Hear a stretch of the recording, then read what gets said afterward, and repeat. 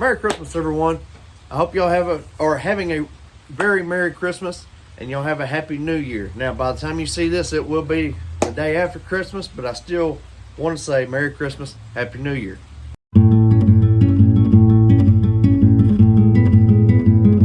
Let's get down to business.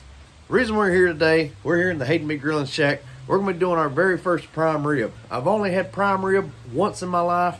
It was not a good experience. Had nothing to do with the prime rib. That's another story for another time. But we're going to do our first go at it. So what we're going to do first, we're going to move over to the smoker. When using the smoker, first things first, always make sure you got plenty of pellets. We're going to add some pellets, and what we're using is grilling pellets.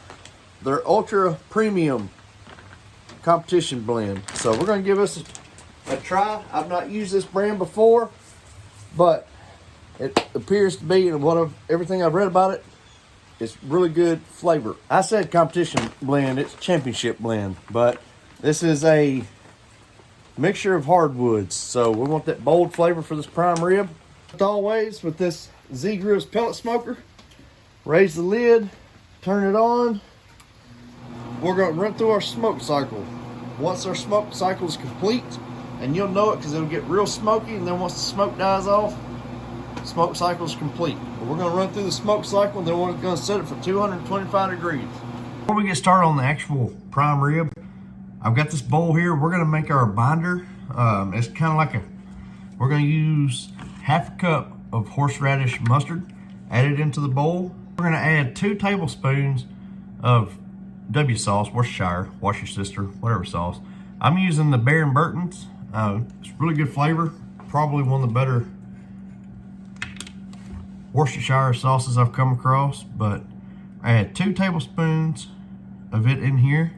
I called for 4 cloves of minced garlic, but I'm not adding garlic into this because the seasoning I'm going to use for the prime rib has garlic in it, so I don't want to overpower it with the garlic. But what we're going to do now, we're just going to stir this all in together, get our W sauce nice and blended in with our horseradish mustard. Okay, folks, so here we are with the star of the show. This is about a 5-pound, 5.13 pound to be exact, boneless prime rib. So here's our fat on it. Now, I'm not going to trim off any fat. The thickest part is right through here, and I think I'm okay with that. You only want about a 1/4 inch thick or so. So what I'm going to do, I'm going to flip this upside down first.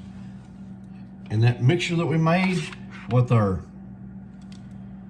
mustard or horseradish mustard and our W sauce, I'm just going to kind of dab that on. I'm going to take my hand and just kind of start smearing that all over this side of it. Get the sides. But this right here is going to be our binder. Before I flip it over, I've got something I want to add. Cut me 3 pieces of butcher's twine, and I'm going to lay it on here like so. So that way when we flip it back over, we do not have to move it again. There we go. But now that we got our butcher twine in place, I'm going to take Mr. Prime Rib. I'm going to lay it down just about like that. And then we're just going to keep on adding our binder. Once you get it on there, just kind of smear it all over. Now I'm going to take that butcher's twine,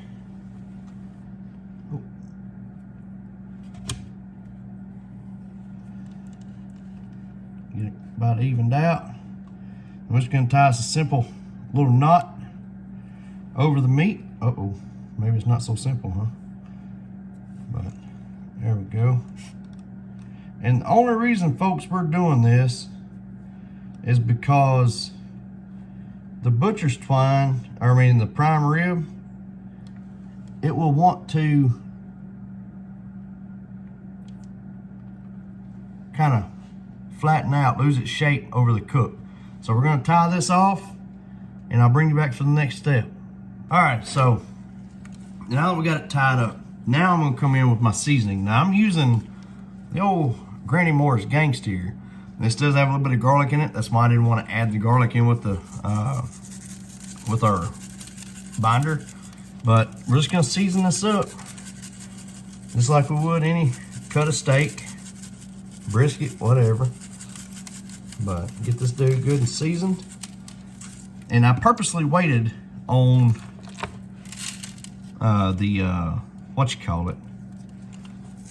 on seasoning it. I wanted to get it the binder all over it, get it tied up, and then we add our seasoning. All right, so our smoker's sitting at 225. We're gonna run this on the smoker. There we go. At 225 degrees. Just inserted our temperature probe in here. We're gonna shut the lid because we're losing too much heat. All right, so I got my probe. I'm going to plug it into our thermoprobe meat thermometer. And we're gonna take this till it reaches an internal temperature of 120 degrees. Then we're gonna pull it and let it rest for a few while we crank our temperature up. Folks, one of the fine Christmas gifts that Santa Claus brought me, right?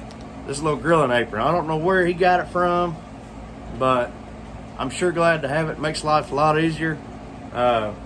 Some people, it makes them cringe when I wipe my hands on my pants like that, you know, Miss Sharon. But, so we got this little grilling apron. Really excited to have it to put to use. But I was just thinking about Christmas, right? A lot of good memories come to mind when you start talking about Christmas. My first Christmas without my dad, and a lot of the memories are memories shared with him. So a lot of emotions today, but Merry Christmas to all, and I'll bring you back when this prime rib is ready for the next step. Alrighty folks, so we just hit 120 degrees. We're gonna raise the lid. She's looking beautiful. So what I'm gonna do, I'm gonna disconnect this, just kind of get it out of the way. I'm gonna take our prime rib. I'm gonna set it on that aluminum, or on that tray right there.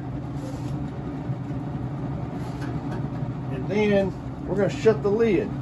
Once we shut the lid, we're gonna raise our heat. Now, I don't really know what high it is on this, but I'm hoping it's 400 degrees. So we're gonna raise the lid.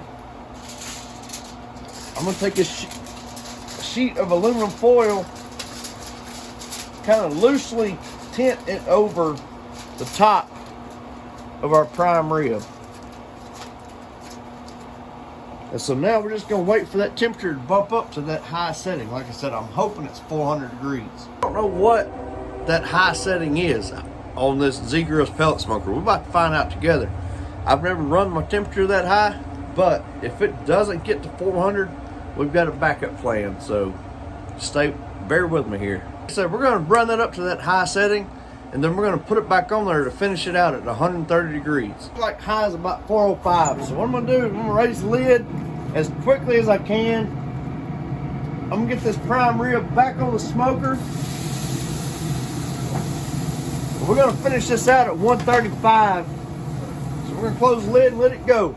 The recipe that I'm kind of following suit with, because I've never done a prime rib, it says go to 135 for a medium rare finish. Anytime I've cooked a steak past 130, it's been a little more overdone than what me and Miss Brandy like to have. So I say I'm gonna pull it at 135. I may pull this thing in about, split the difference there of the 130 and 135, pull it at 132. I'm undecided yet, but I'll let you know what we end up going with. Better judgment here. We hit 130. Now I did flip it over when it hit about 127. So what I am gonna do, get this thing worked back over, fat side up. I'm gonna get it back on my tray here. We're gonna get this in the house. I'll meet you inside. We're gonna pull the aluminum foil off of the prime rib, see how she's looking. So I position this camera to where when we make our cut, you can see what the inside looks like. And look, good Good coloring to it. All right. Those at the table already said that it was phenomenal. Fucking good. They said it. Effing good. They said it. So here comes my own taste test here.